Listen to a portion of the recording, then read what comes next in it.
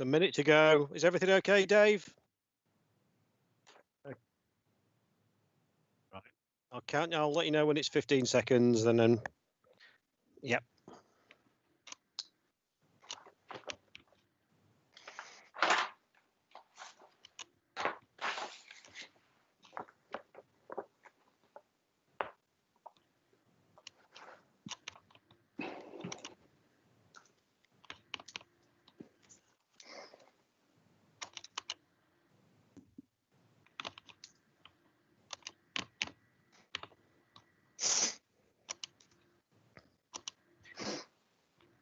So 15 seconds.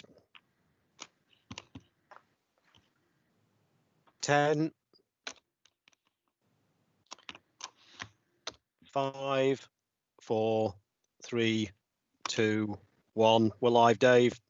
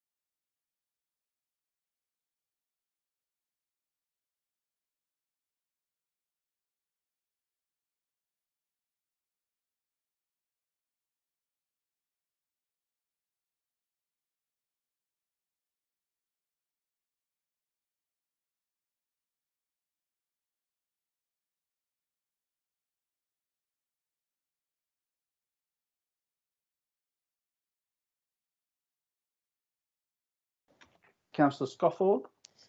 Present, Chair. Thank you. I believe Councillor Shaw has submitted apologies for this meeting. That's correct, Chair.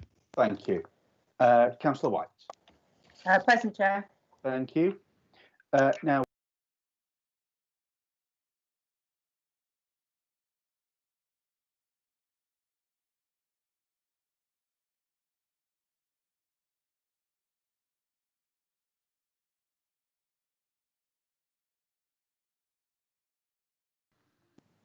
Present, Chair.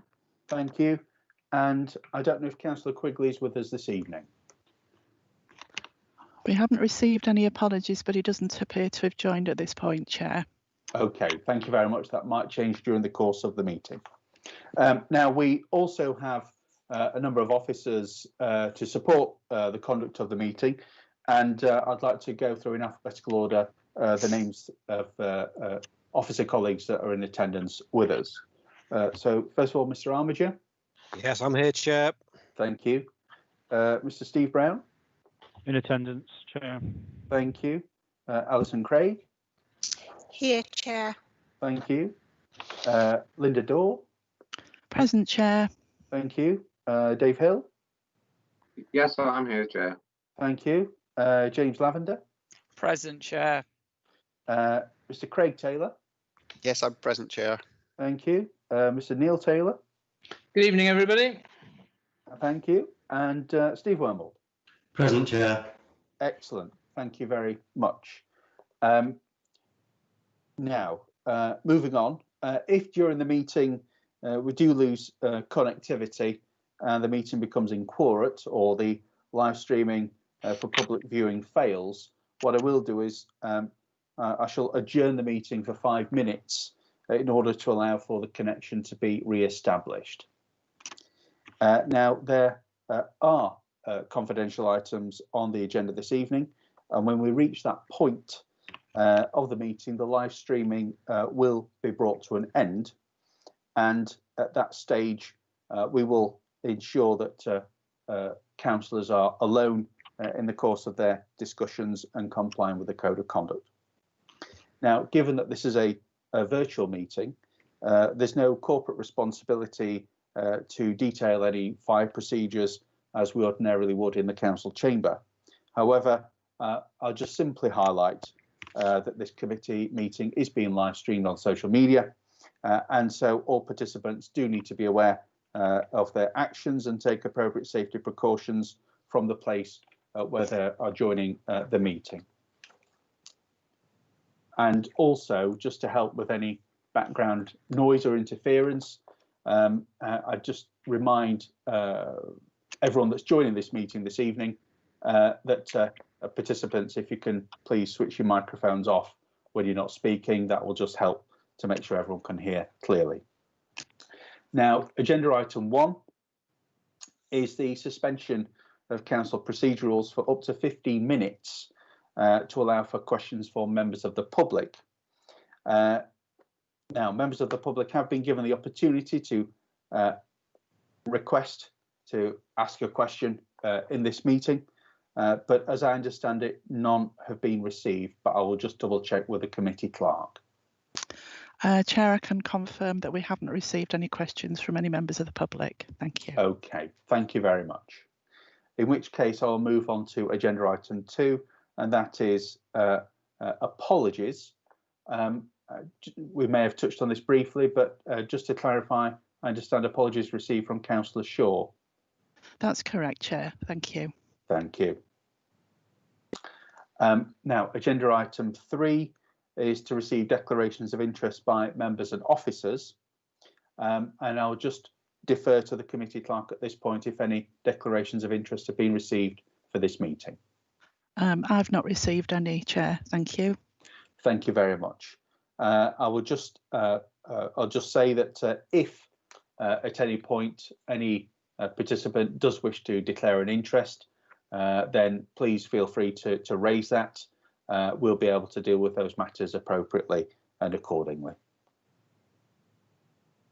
Now, I will turn to agenda item 4, and that is minutes of the meeting held on the 1st of September, and those are to be found at pages 7 to 19.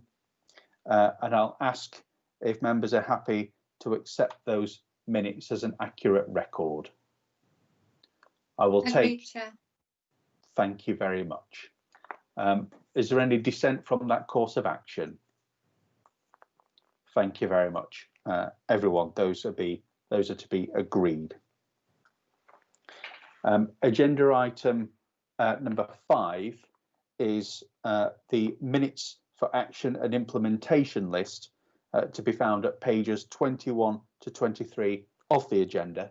And at this point, I will pause just to ask if there are any comments or observations in relation to that item and its contents.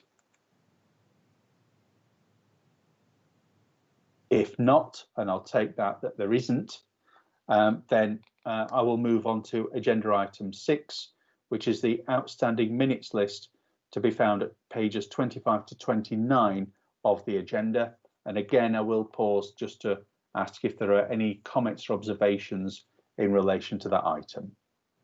Please feel free to indicate or shout up, whichever's easier. Okay, I'll take that as a no. I'll then move on to agenda item 7, which is the forward plan, and that is to be found at pages 31 to 34 of the agenda. Now, please, I think it important to mention that following, I have agreed to a change of date as requested by officers regarding the extraordinary cabinet meeting, which is shown on the forward plan as being of the 2nd of November. Subsequent to publication, this forward plan will now be amended, and that meeting will now take place on the 23rd of November. So there's a slight amendment there, with the remainder staying as it is. And I will ask if members, cabinet members, are happy to approve that forward plan, subject to that slight amendment, just giving a little more time for that meeting. Thank you, colleagues. I'll then move to agenda item 8A, and that is the report of the cabinet member for corporate services, ICT strategy for Bassett Law 2021 to 2024, which is regarded as a key decision, number in particular 811, and is to be found at pages 35 to 63 of the agenda. And at this point, I will hand over to Councillor Dukes, Cabinet Member, in order to present the report. Thank you. And if you could just unmute your microphone, we'll be able to hear you. There we go. Thank you, Chair. This report seeks approval for a new ICT strategy for Bassett Law for the period 2012 to 24. The current strategy, starting in 2018, finishes in 2021, and work has been done here to outline what needs to be done to support the future ICT needs of the Council. Since the last strategy, a number of major events have affected the ICT structures of the Council, some planned. The Council Plan, Green Strategy, Ongoing Rural Plan, Local Plan, Departmental Restructuring, etc., and some unplanned, last November's floods, for example, and not least the current fluctuating COVID crisis. Work started on this earlier this year, and members will remember a report to this group asking for approval to engage Derby City Council to develop a process of internal and external consultation to look at the possible direction of travel for ICT over the next 3 to 5 years. This was prior to March. However, at the time, it was clear that the current plan was not clear in its messaging to officers and departments within the Council. We, as the leading group at BDC, are clear that that ICT must be upfront and centre in the organisation's development and thinking. Although not dictating strategy and delivery, it must be a major enabler to this and support and improve that direction of travel. It will be no shock to anyone as we sit here in our own virtual boxes broadcasting to anyone around the world who wishes to look at us, that the events of the last 6 months have been a game changer, thrusting technology and its use to the forefront of any work the Council is doing. And at this point, I would like to thank the ICT team for the way in which they stood up to the challenge that the 23rd of March this year hoisted on the Council. Everyone in the department worked hard to make sure that the provision of services to our residents was as accessible as it could be, and that the Council looked as much like a graceful swan as it could, whilst the workings underneath were moving at 300 to the dozen. This was done by making it possible for 98% of office-based staff, that's 331 people, to work from home, adding additional security and management software to our core systems. In effect, putting systems in place that meant that following a recent staff survey, 85% of those responding felt confident enough in the IT to see working from home as a distinct possibility, at least for some of the time. Although the systems are working now, if we are to make this a realistic possibility in the long term, we need to make our systems as secure and robust as possible to enable this. When I say systems, I don't just mean the technology.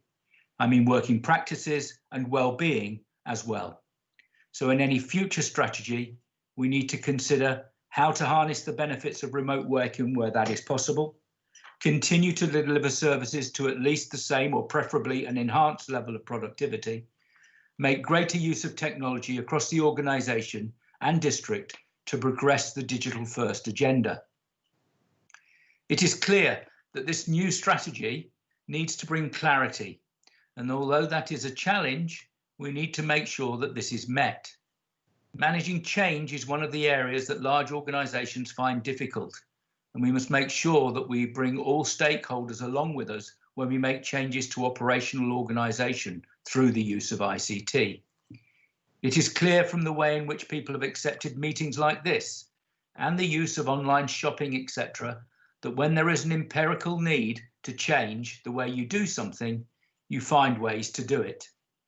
We cannot let the organisation be driven by those that find technology difficult. We need to make the technology the better, the best, and the best way of doing things so that people understand that it is the only way to go.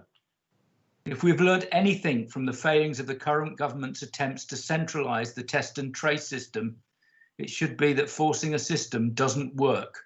Consulting and developing with the users as lead consultees is the best way forward. And that's what this plan, this strategy lays out. This new strategy, Appendix 2, includes projects that we know are needed and are working towards completion, but also proposals that require future investigation. But as you all know, ICT is a fast-moving area and all decisions will need to be tempered by robust investigation against outcome and, unfortunately, budgetary restraint. Clear business cases will have to be developed for all future major developments. The strategy seeks to reflect ongoing requirements as well as to support the delivery of the corporate plan and other statutory obligations through 8 key themes. These can be seen outlined on page 36 and 37. These themes will be backed up with core objectives, and these are outlined on page 37. Each project should also adhere to the simplify, standardise and share principle wherever possible, again outlined on page 37. There will be many challenges in the delivery of this plan: budget, resistance, changing technologies, staffing, imagination, speed of delivery, etc. But in order to make sure that these risks turn to opportunities and the threats turn into strengths, all projects will go through an implementation review process and be monitored. This monitoring will then form the basis for an annual review back to this group at Cabinet.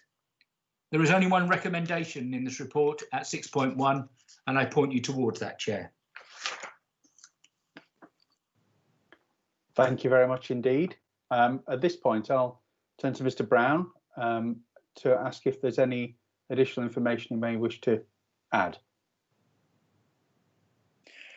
Just one minor point, Chair. If we just point out at page 45 of the strategy, there's a chart there, a number of circles and diagrams that show the interrelationship of the ICT strategy with the other strategies of the authority. That was for illustration purposes, and the eagle-eyed amongst you will have noticed that that needs updating, and that will be done before the final document is published. Thank you, Chair. Thank you very much. At this point, I'll turn to members of Cabinet and ask if there are any comments, questions, observations at all in relation to this item.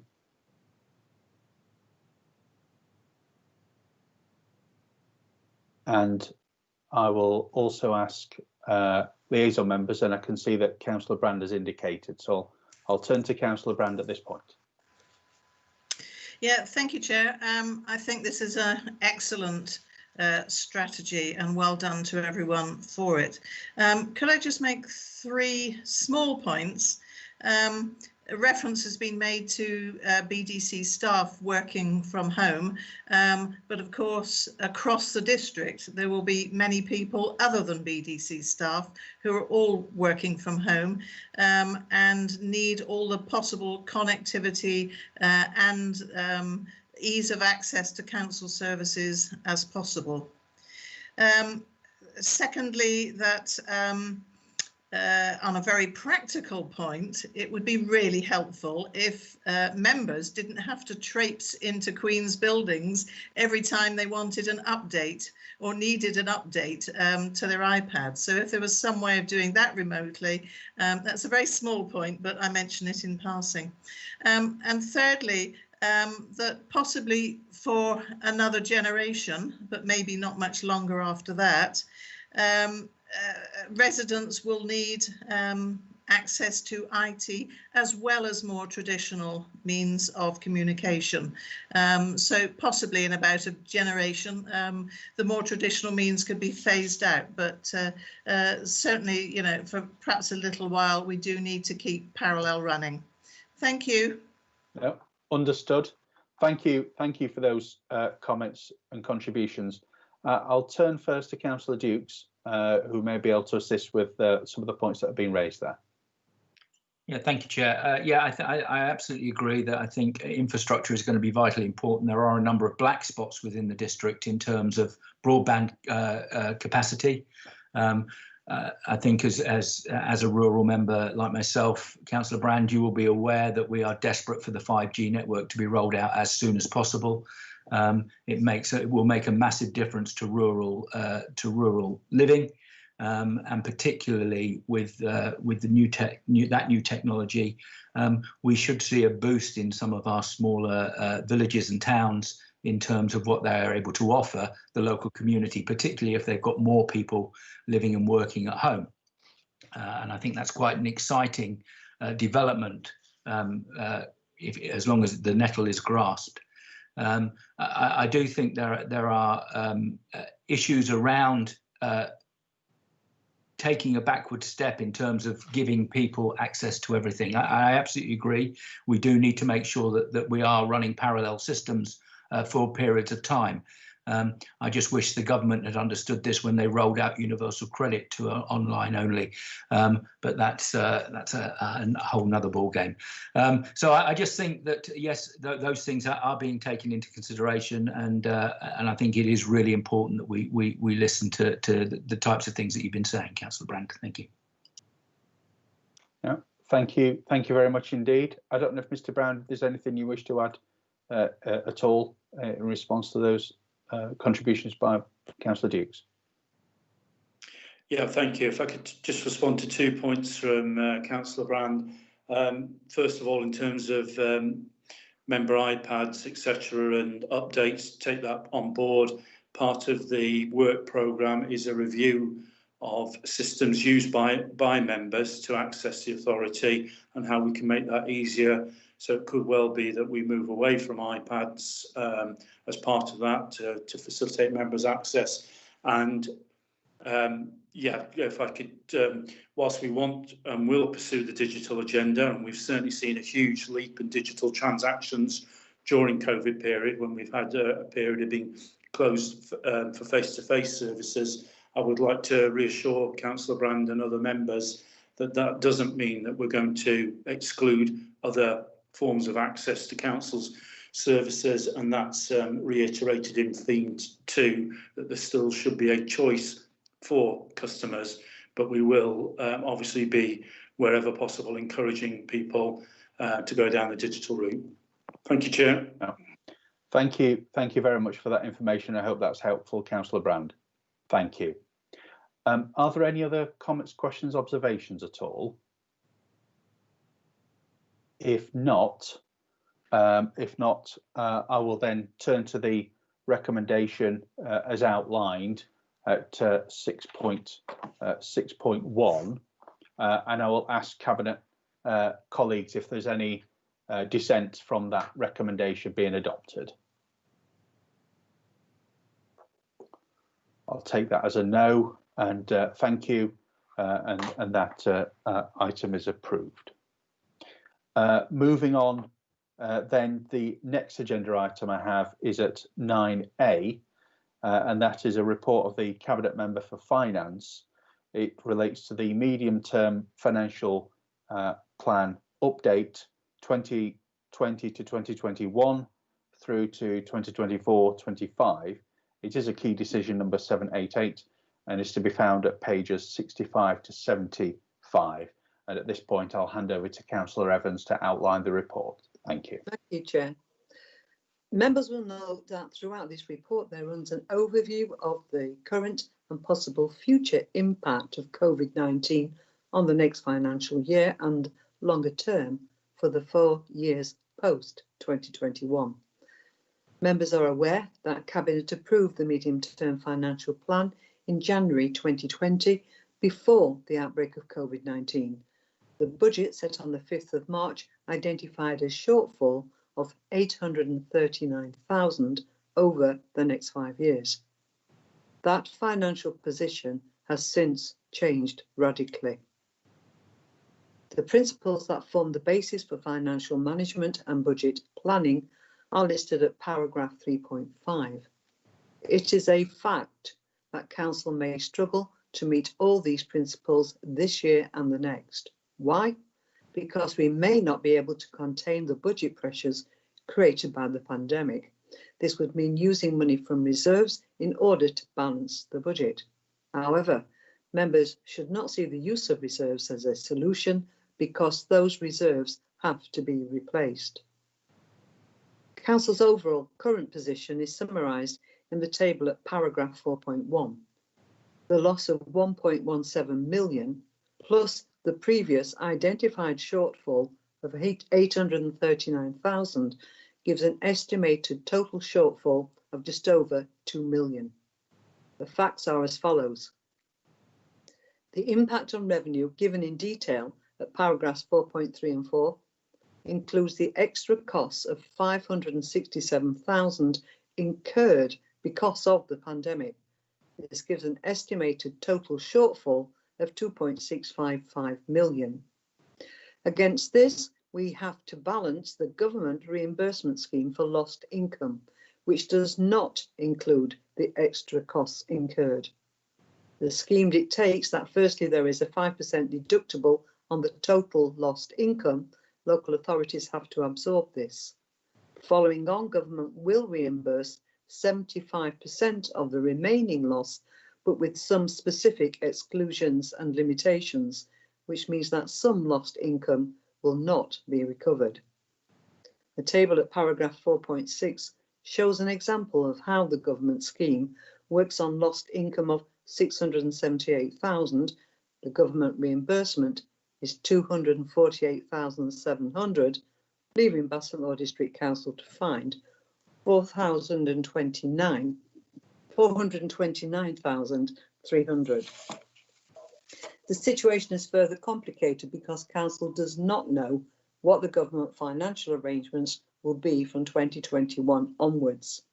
To explain, the Comprehensive Spending Review itemised at paragraphs 5, 2 and 3 is the model used to set out departmental allocations across government, including local authorities, but individual authorities will not know their allocated share until late 2020, by which time the budget setting process for 21-22 will be well underway.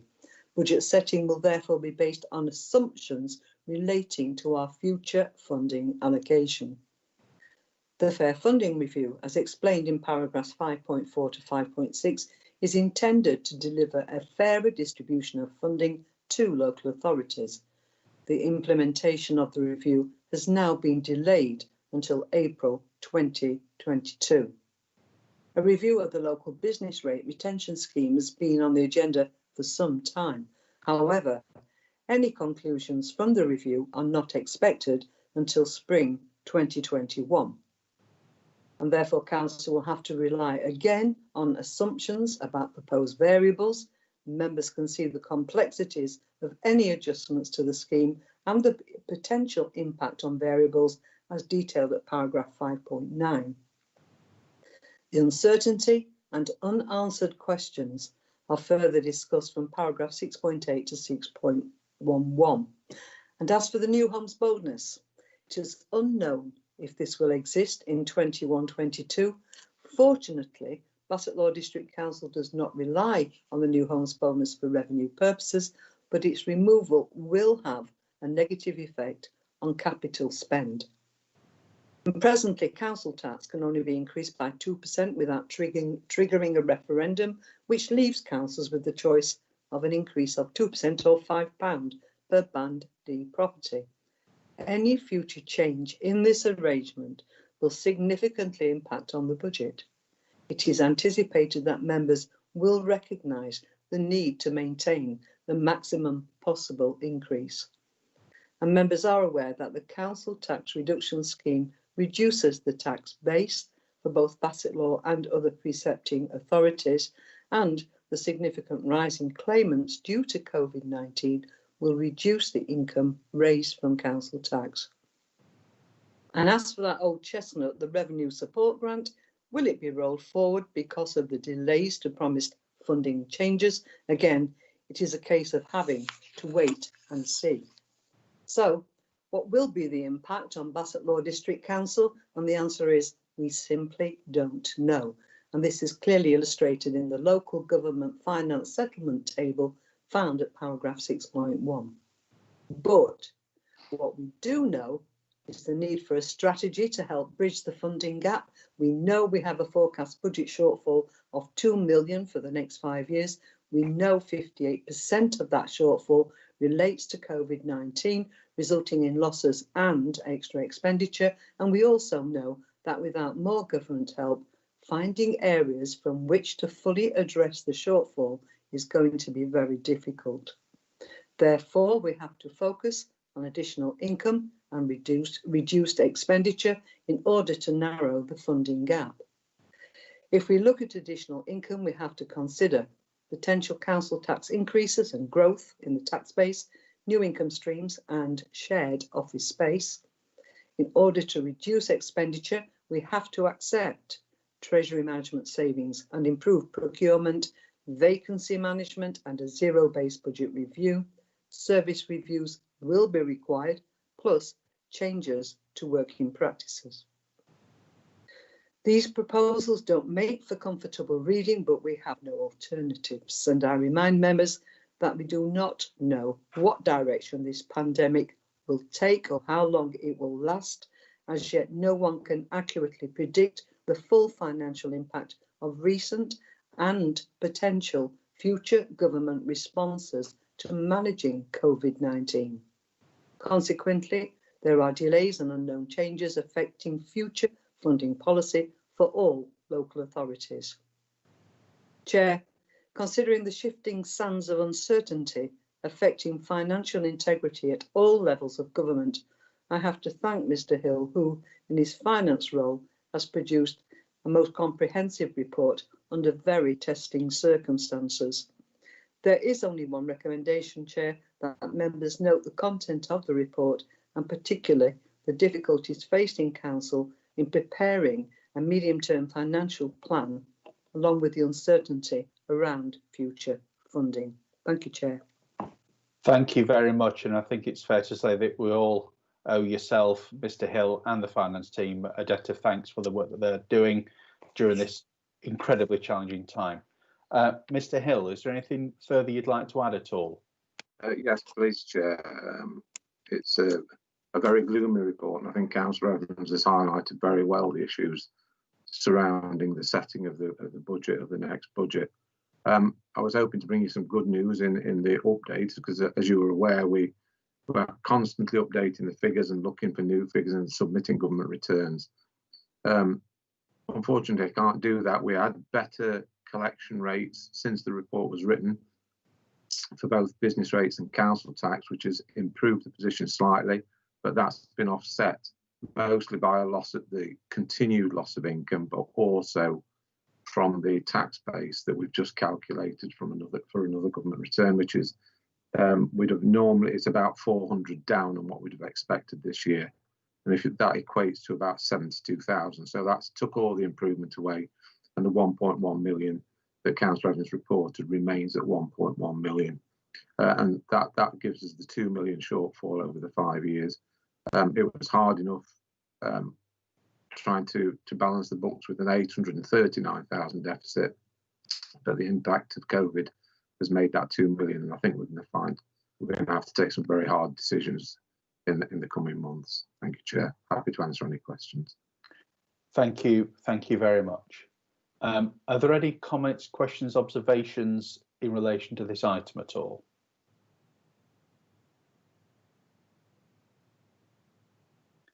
I'll turn to Councillor Dukes, who's indicated.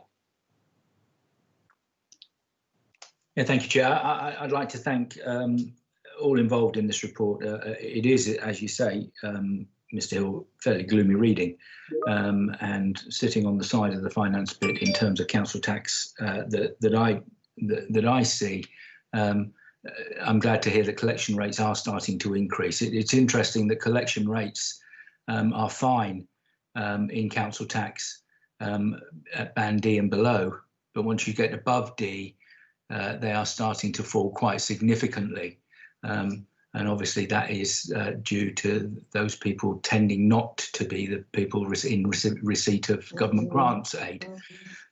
So I think it's really important that those things are noticed. I will bring us back right to the beginning of this crisis, when we were reassured by government that we would not be financially out of pocket during this crisis.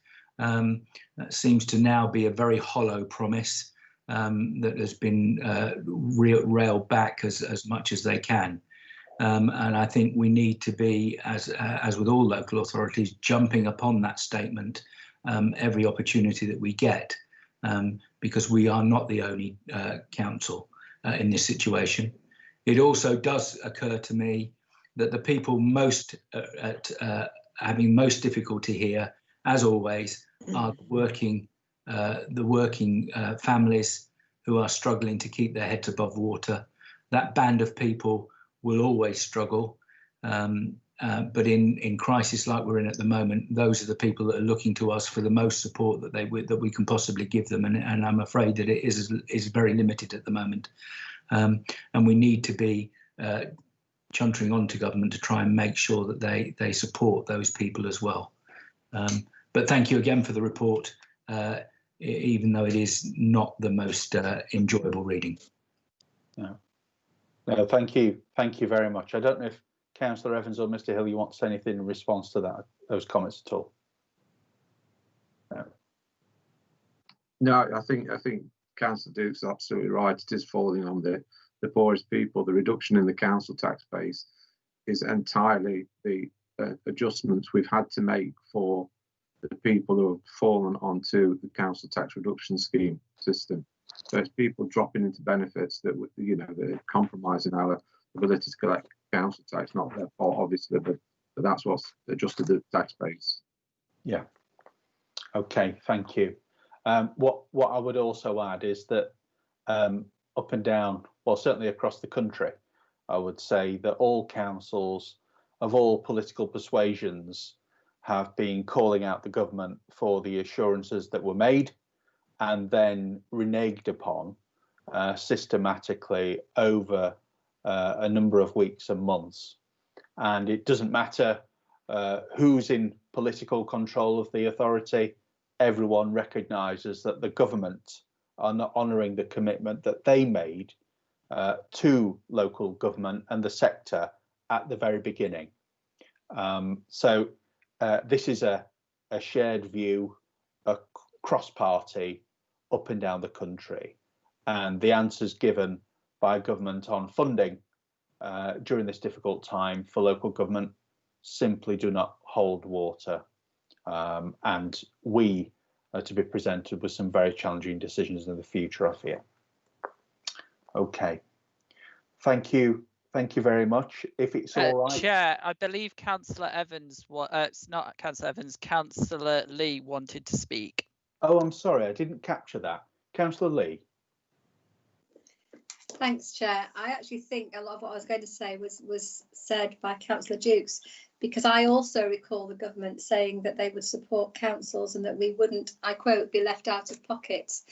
And we and every other council pretty much is being left hugely out of pocket, which I think is sort of made worse by the failure of the world-beating test and trace app that we were going to get, and further failures for the food standards that are going to change over time, all of which will hit people with less money much more.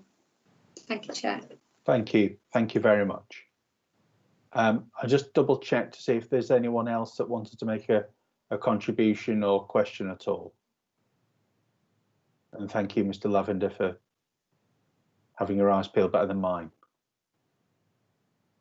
If not, then I will turn to the single recommendation that we have to be found at page 75 as outlined, and I'll ask if there is any.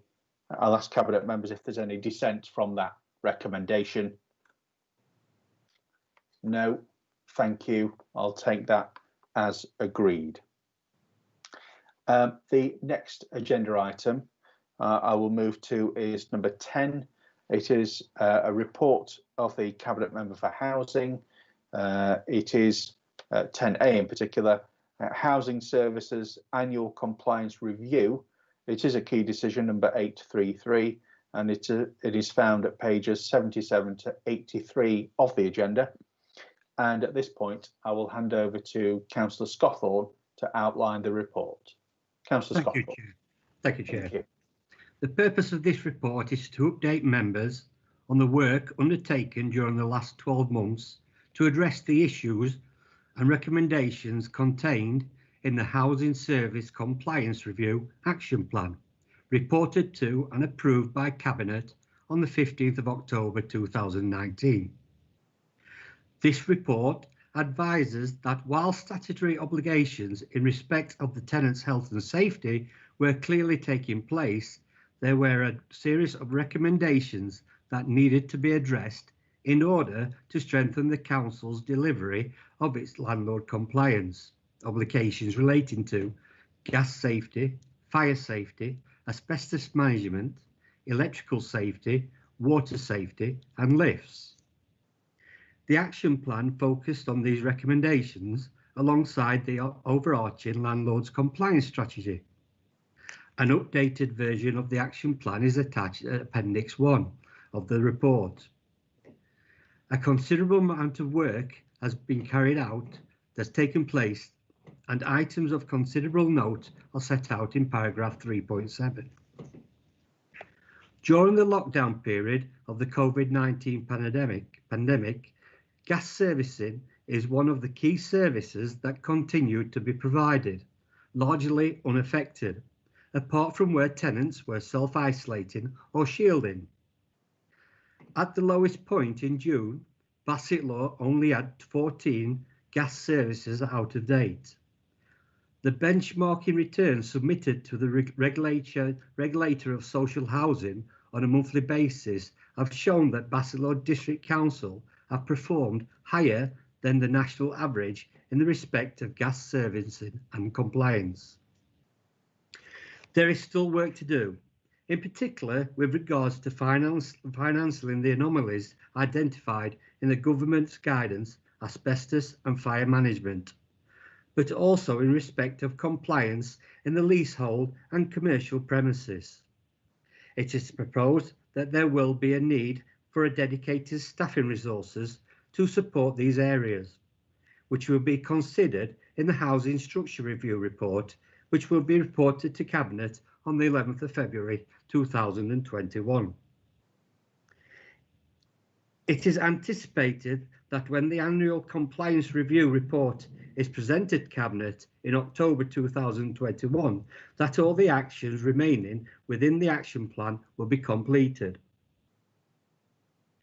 It has been and continues to be a massive piece of work for all involved to ensure that the council, as a landlord, is adopting and implementing the appropriate approach to compliance that first and foremost manages risks to tenants and secondly meets its statutory and regulatory obligations. Highlighted the positives and proactive programme of improvements to the housing service since the transfer back into the council of its housing stock. Chair, I recommend you to the recommendations. Thank you very much for outlining the report. I'll then ask if Alison Craig wishes to add anything at all. No, I've nothing further to add, Chair. Thank you. No, thank you very much. There's been a huge amount of work undertaken on the compliance front. There's no doubt whatsoever, and all very good indeed. I'd ask if there are any comments, questions, observations from members at all on this item.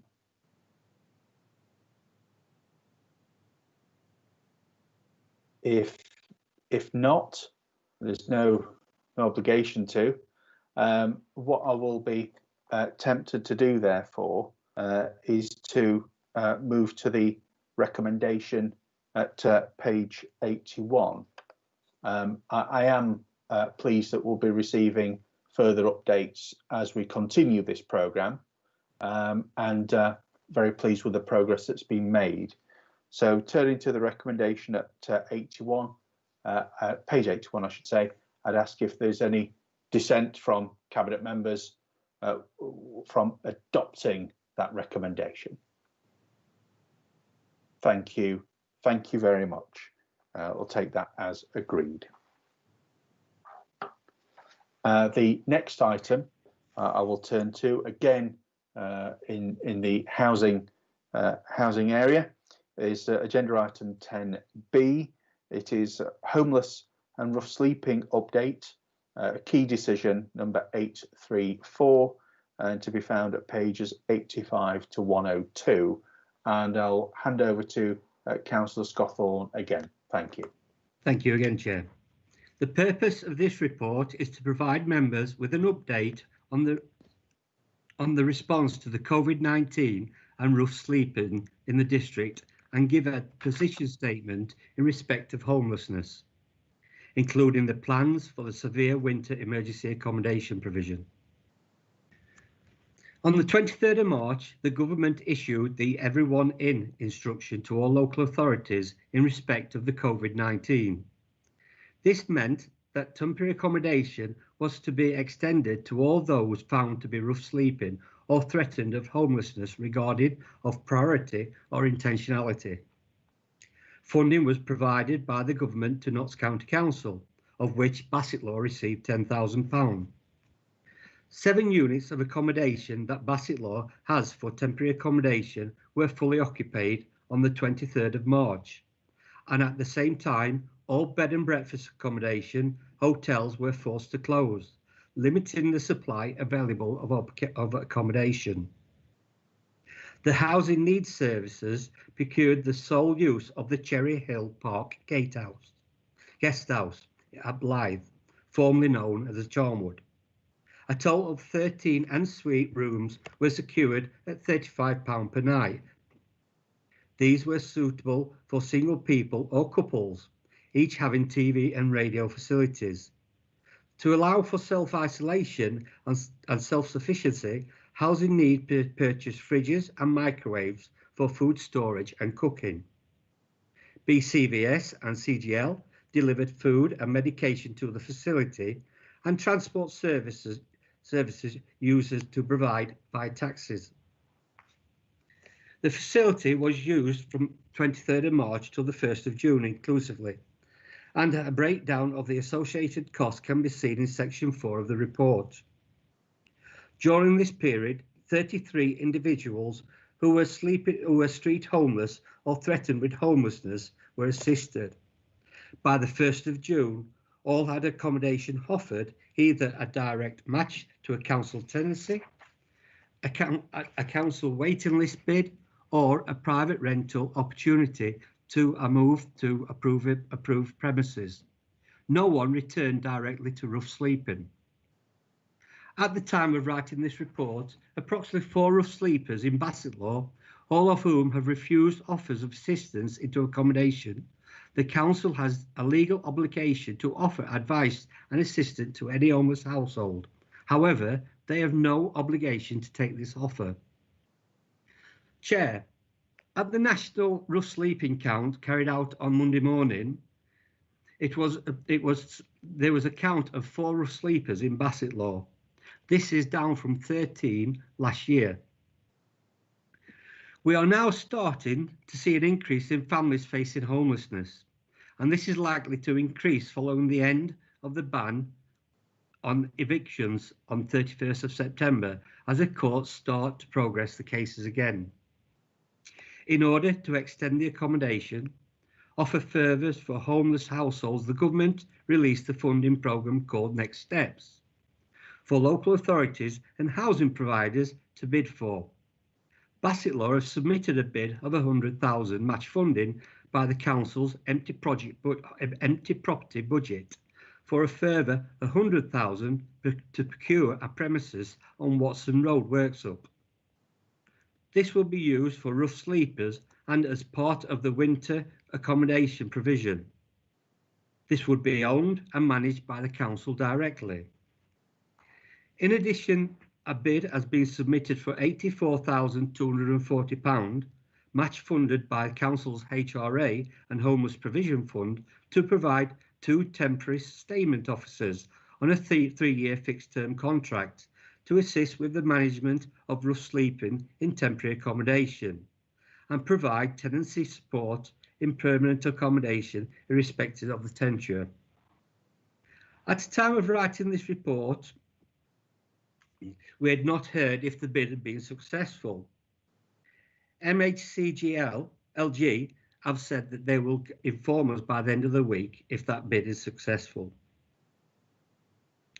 In respect to the winter, in respect to the winter severe winter emergency accommodation and this form, it's in which we will provide for Sorry, I'll start again.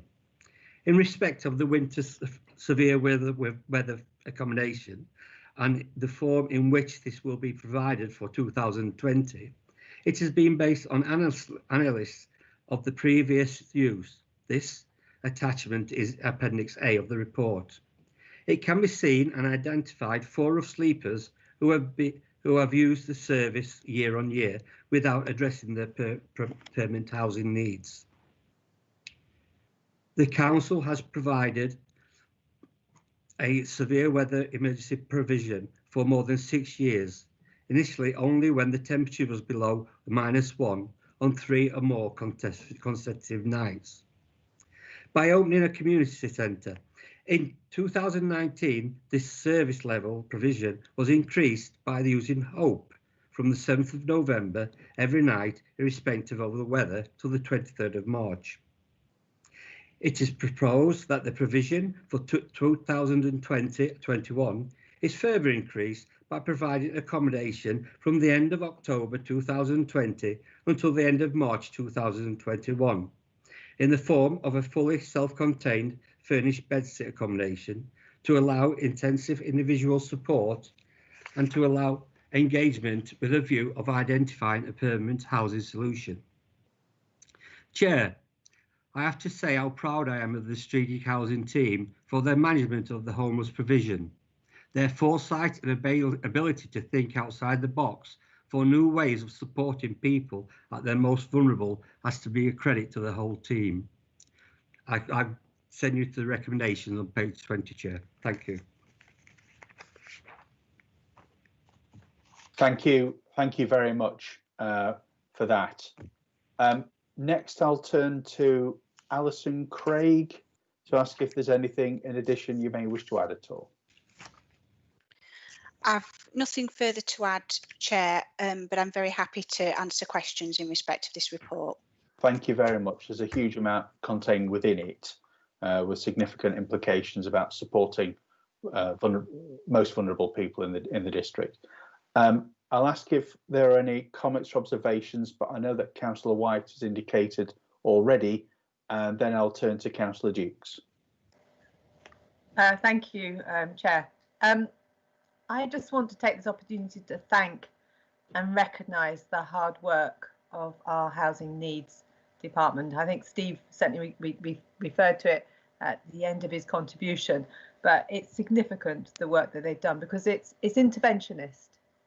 And so the fact that we've only got 4 people now homeless, and they're choosing to be homeless, and we have approached them and we work with them to see if they've changed their minds, it says to me that we're providing accommodation for the cold winter weather, but potentially we may not have to use it. Obviously, we can't predict what's going to happen in the weeks and months ahead, but the fact we are preparing for people who potentially will be homeless, so that we have a provision there ready just in case. And we all know that it's not just a provision of a bed to sleep in. We be close working with those people to ensure that they don't get into those situations again, and if they have additional needs, they will be worked with to try to address them. So I think credit and thanks need to be given to the Housing Needs team here tonight. Thank you. Thank you very much indeed.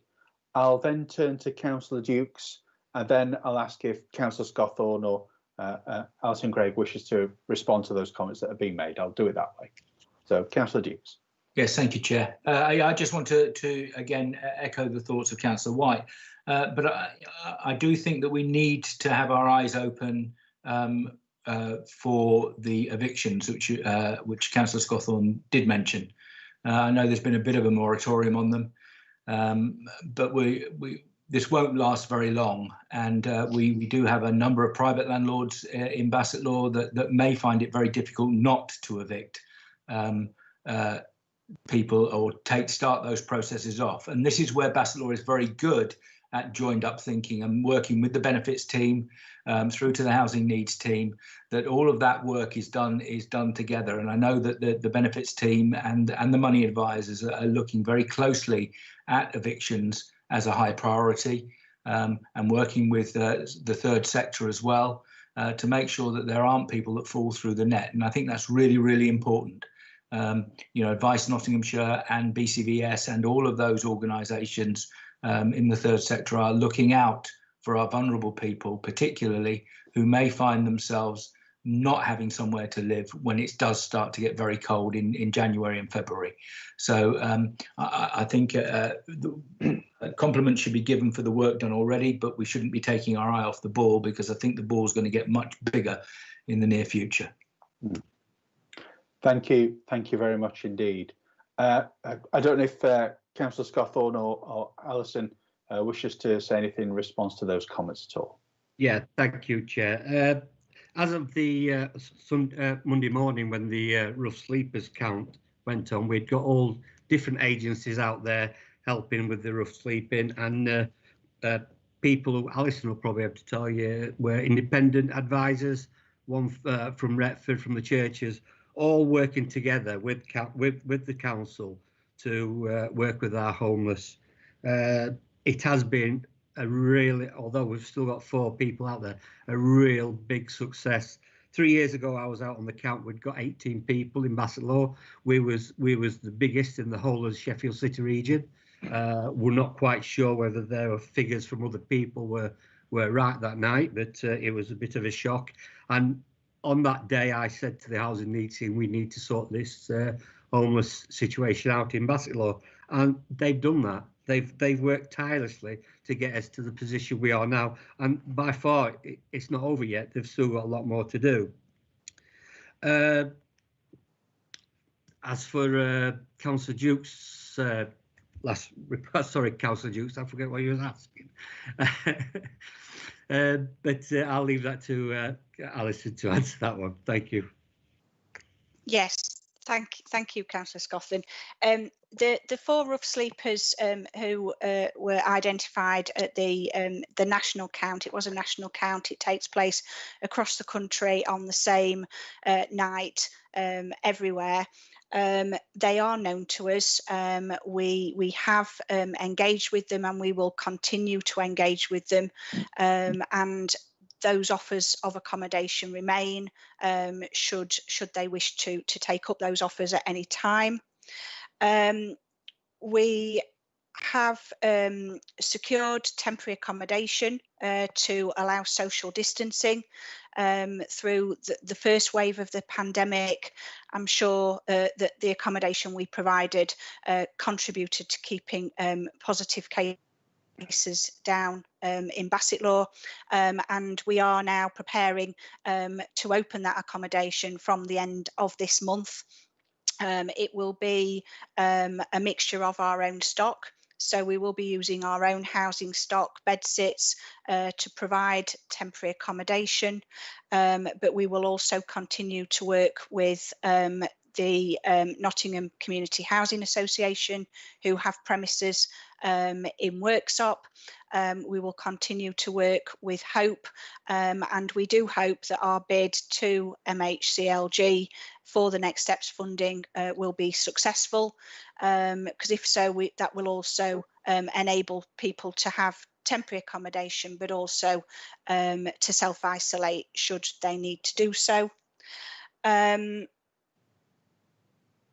I think that's it. I think that's all I need to add. The team will continue to engage, and we're publicising the SWEP now, and asking people to contact us now if they think they may be at risk of homeless at any time between now and the end of March.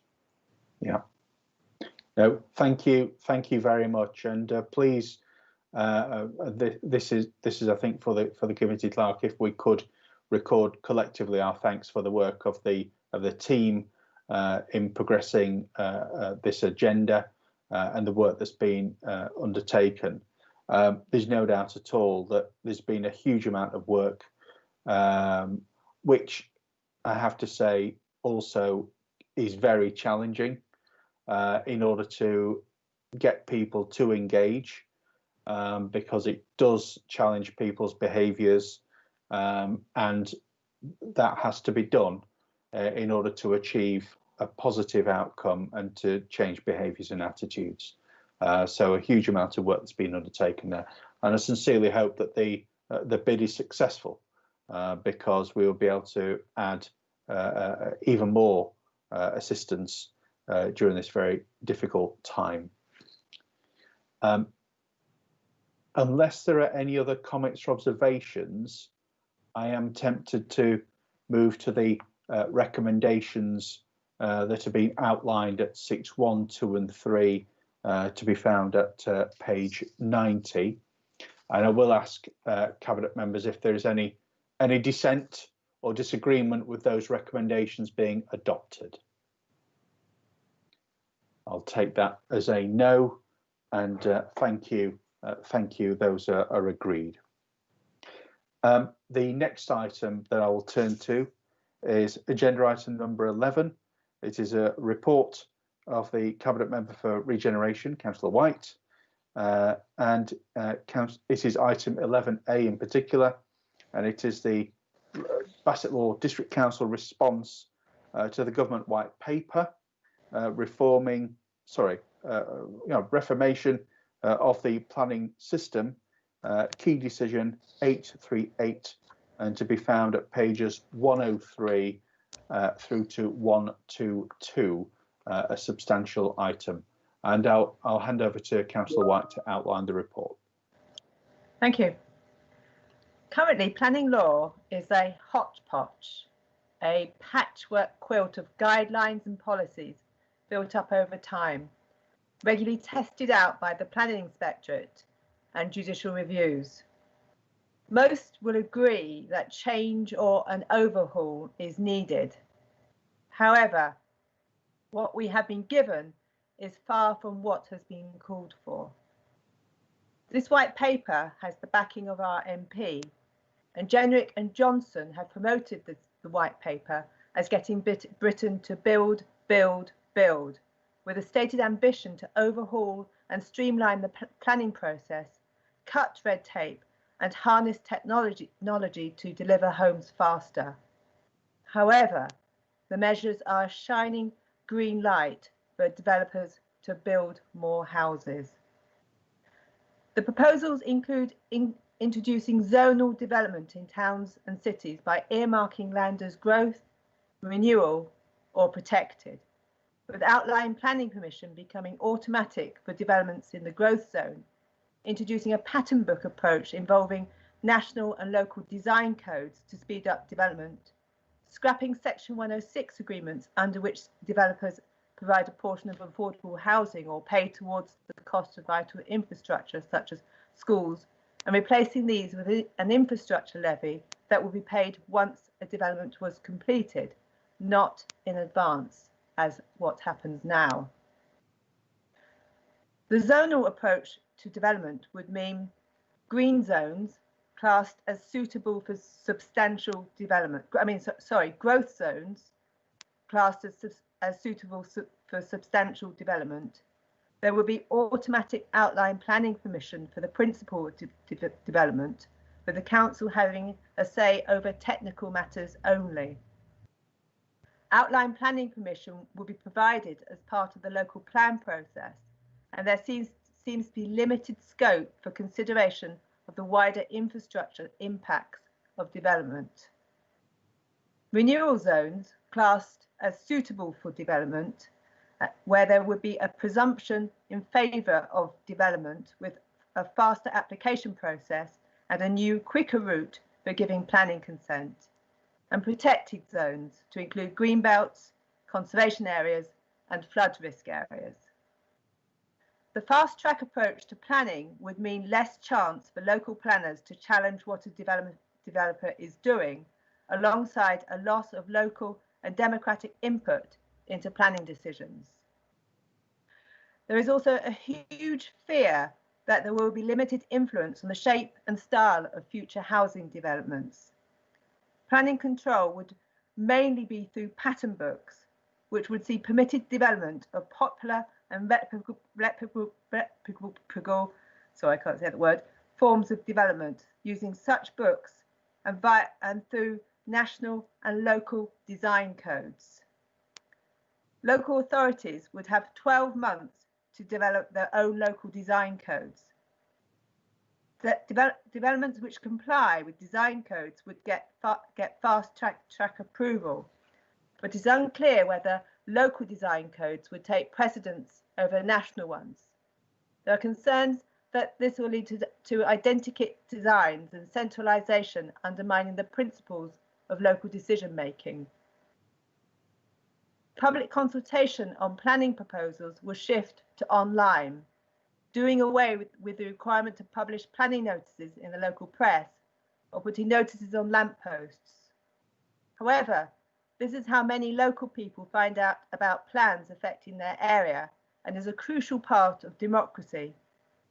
A notice on the lamppost on your street is often the first you know of a planning application, and this is when most people will make contact with their local councillor. The White Paper proposes a standardised automated process for local plans and design codes with tight time limits, leaving little time for public consultation. And once again, the calculation of housing numbers are changing to match the government's drive to build more houses, using national computer-run algorithms that are unable to take account of local needs, capacity, or site availability. This will require housing numbers to increase in most areas of the country, apart from the north, which is north of us. We have until October the 29th to comment on the proposals, whilst there's a substantial lack of detail in some parts of the paper, it makes it very difficult to provide the detailed responses that are so necessary. For example, the White Paper pays no attention to neighbourhood plans, which are the linchpin in many of our communities on the future of local development. The appendix attached to the report details this authority's response to the White Paper, and we have written to parish councils and neighbourhood planners to raise an awareness and to encourage them to participate in the consultation process. I also understand that there will be a briefing organised for councillors, and I'm asking if this can be extended to parish councils and to neighbourhood planners as well, if that's possible. And I ask you to support the recommendation at 6.1. Thank you. Thank you. Thank you very much. Mr. Armiger, is there anything further you'd like to add at all? No, Chair, nothing to add on there, but happy to add to any sort of responses if necessary. Thank you very much. It is a comprehensive report and a comprehensive opening. I'll ask if there are any comments or observations. I can see already that Councillor Dukes and Councillor Fielding have indicated, and then I'll take Councillor Scothorne. So I'm hoping we can manage in that order, if that's all right.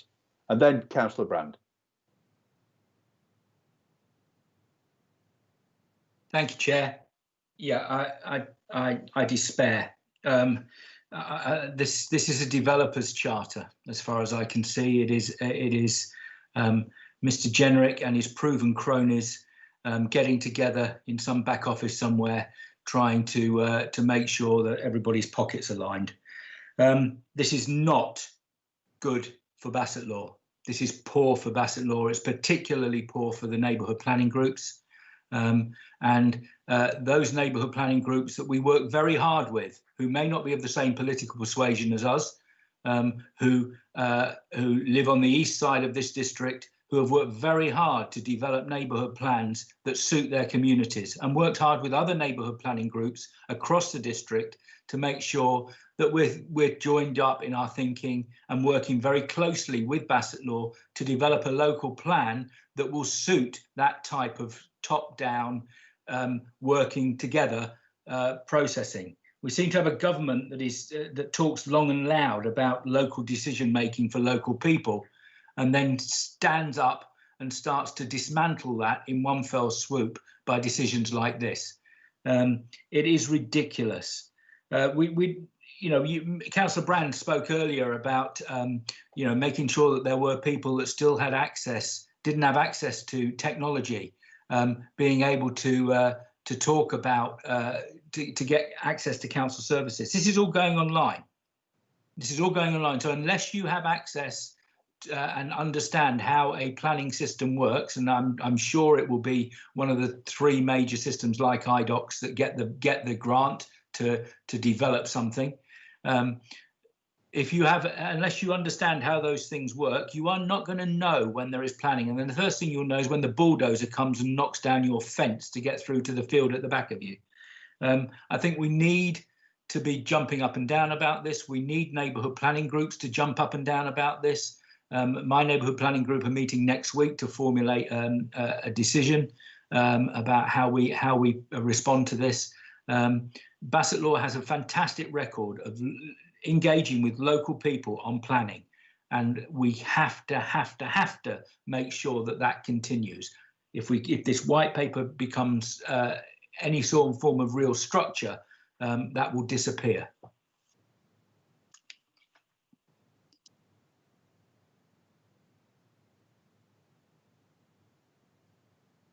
Chair, you haven't got your microphone on. Sorry, we missed all that. I do apologise. Guilty as charged. Next, I said thank you. Next, I believe it's Councillor Fielding. Thank you, Chair. I absolutely concur with all that Councillor Dukes has said. It is a developer's charter. It absolutely undermines all the neighbourhood planning groups and how hard they've worked. It's going to be immensely difficult to encourage them to review plans in the view of all this, because they'll feel that they've absolutely wasted their time in preparing plans and looking at what is good for their community when it's going to be disregarded. I certainly have been encouraging the parish council and the neighbourhood planning within the area that I represent to get their to reply to this white paper and get it in on time, and also other groups such as the Chesterfield Canal Trust and others to get their views in this. This will, if implemented in the form that we've got in front of us, will change the face of Bassetlaw forever for the worse.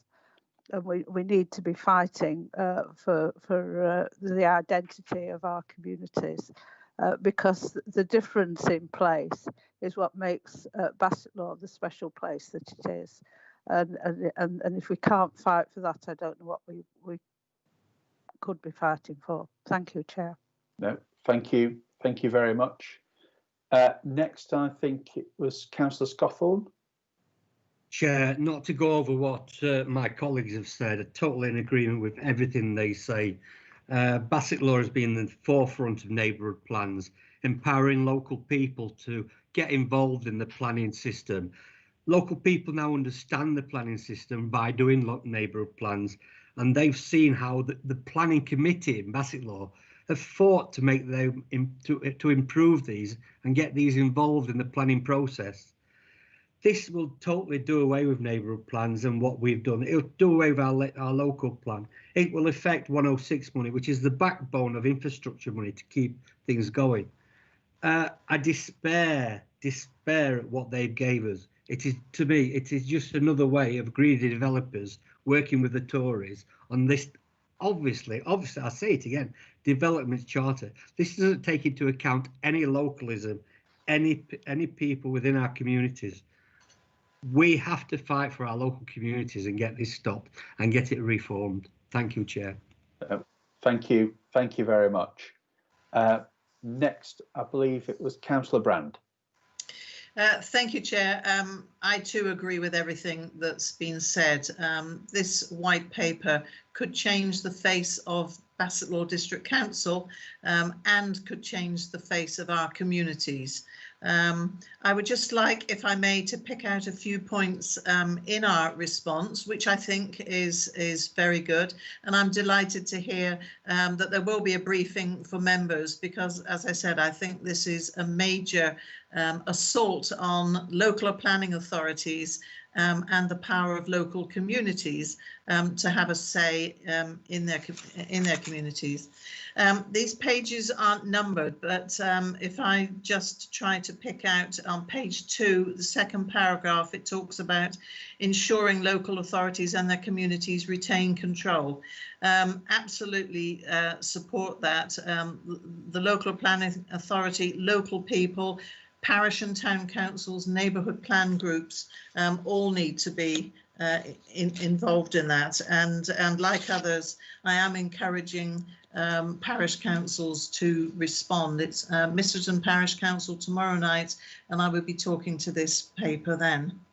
Under proposal 6, point 10, the 1, 2, 3rd paragraph, it says to remove these without communities knowing how and where to engage will be a step backwards. I couldn't agree more. You know, we've done so much in this council through the neighbourhood planning process and other routes to engage communities to try and help them understand the planning process, that we don't want anything that's a backward step.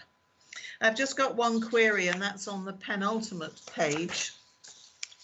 Under proposal 21, the answer 25A, it says, do you agree that we should aim to secure at least the same amount of affordable housing under the infrastructure levy?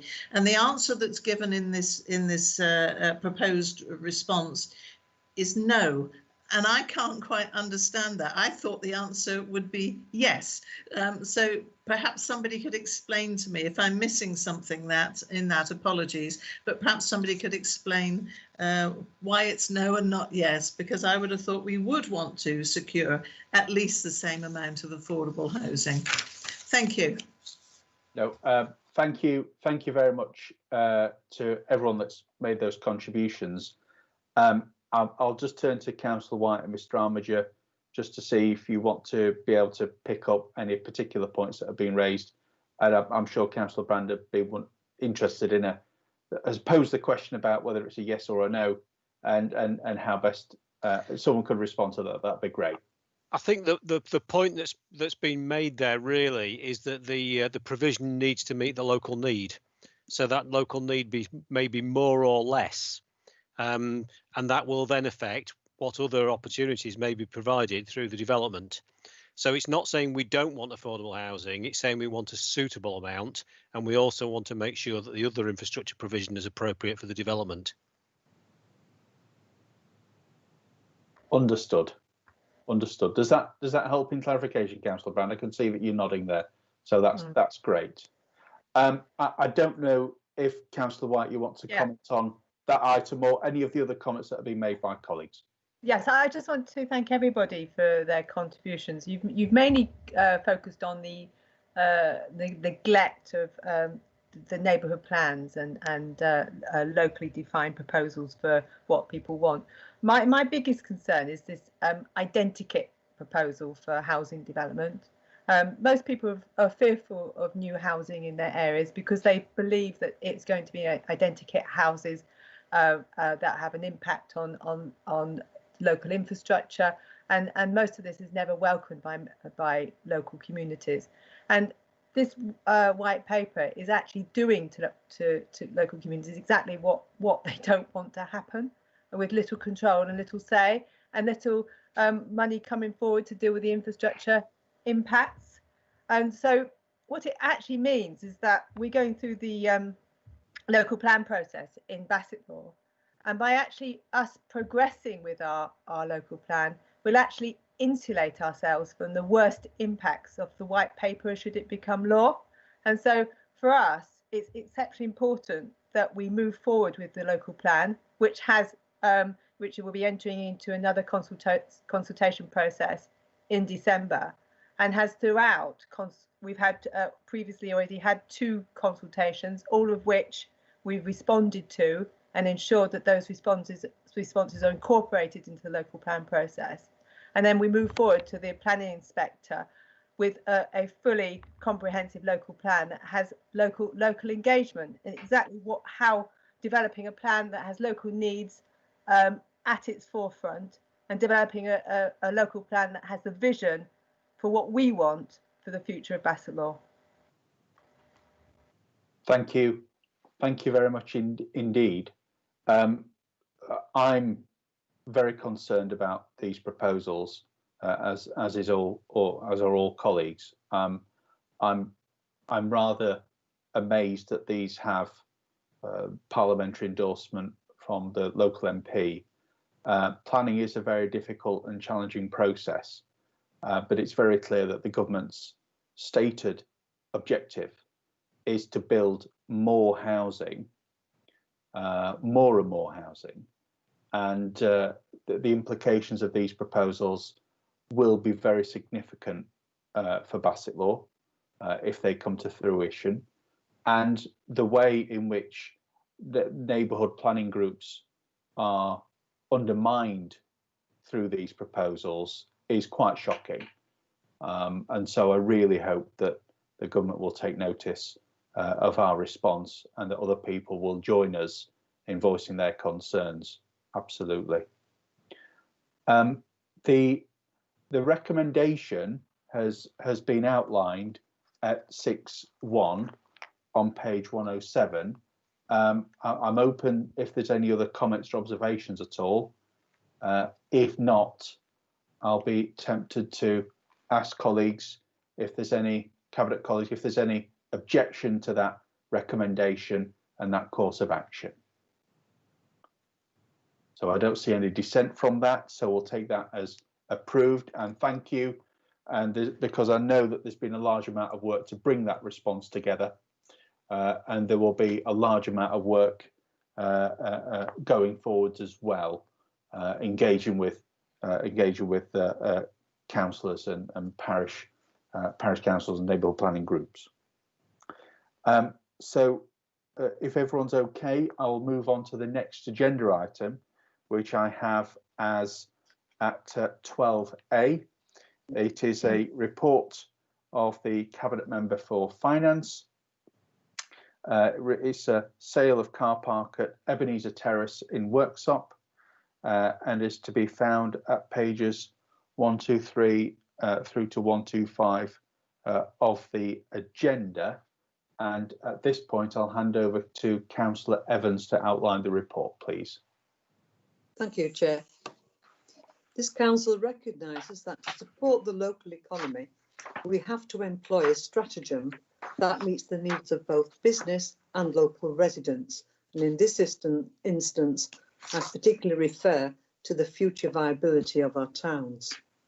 One element of council's approach to achieving this was to review the use of car parks with the intention of providing car parks of the right type in the right place that meet local need. The facts show that in Worksop, council has some car parks that are overparked and some that are underparked. Ebenezer Terrace falls into the latter category. Members can see from the figures at paragraphs 3.1 and 3.2 that this is a car park that is not financially viable. It is not an effective use of council resources. Members are aware that demolition work has started on the Pound Stretcher building, which will be replaced by a new council pay and display car park with over 90 spaces. This, Chair, will help address the overparking problem in existing car parks near Queen's Building. This increase in parking capacity, where it is needed, will further reduce the need for Ebenezer Terrace.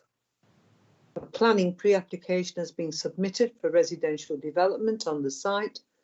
The sale of Ebenezer Terrace will release a much-needed capital receipt for future use in the capital programme. Chair, there is only one recommendation: to agree to the disposal of Ebenezer Terrace car park. Thank you, Chair. Thank you very much. I'll turn to Mr. Hill if there's anything that you wish to add at all. I've got nothing further to add, thanks, Chair, but I'm happy to answer any questions. Thank you very much. Any comments, questions, observations? I can see that the Chief Executive has indicated. Thank you, Chair. I think in itself this isn't an important item because it's a fairly small site, but the overall impact of this is significant because we are simply not in a position as an organisation to have very much investment, and therefore all the capital receipts that we can generate will determine how big future capital programmes are and the choices that members have to invest in their communities. So I think officers and the portfolio holder are working very hard to bring things forward in terms of options for capital receipts, and without them, I'm sorry to say, the level of investment that we will get will just retrench and retrench and retrench, which is a bit of a somber message to go with all the other somber messages this evening, but it is where we are, I'm afraid. Thank you very much. No, thank you very much indeed. It is a challenging position in terms of the available capital to support a programme of investment, and I am minded that this proposal is born out of a wider car parking strategy in order to support the town centre, and that reconfiguration of the available parking space, quite frankly, more parking where it is needed, and the reality of where it is less used, then we need to reinvest that money in a different way. I also recognise that there will be a need to engage with local residents and so on about these proposals as we go on. So the engagement and contact with local people, I think, will be very important, just to make it clear what the reasons for the decisions that have been made and how best to support and help people. Are there any other comments, questions, or observations at all? And I'll take that as a no. The recommendation has been outlined at 7.1, and that is that the council agrees to dispose of the car park. And I turn to Cabinet colleagues. Is there any dissent or objection to that course of action?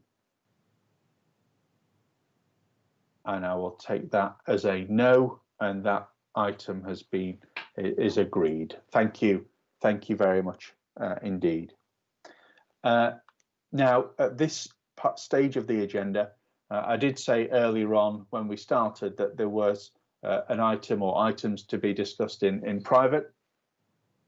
And so we will now be moving into section B, and though that is for items to be discussed in private. So because of that, the live stream will be suspended in a few moments in order for those confidential items to be discussed in line with council procedures. And I'd just like to take this opportunity to thank everyone that's been able to view this online meeting from wherever it is that you're observing everything from. And I'll just like to read out the following. Can I please confirm that in accordance with Part 1 of Schedule 12A of the Local Government Act 1972, and after considering the public interest test as set out by the officer in the body of the report, members agree that the following items of business involve the likely disclosure of exempt information as defined in paragraph 2, and therefore in accordance with section 100A of the Act, the press and public be excluded from the meeting. Is there any dissent from that course of action? Thank you. And for purposes of clarity, this decision to move into a private agenda relates to a report concerning service management review, agenda item 13A. I will turn to the committee clerk and those supporting the meeting just to see at which point the live stream has concluded so that we can reconvene our conversations. You can end now then, Dave.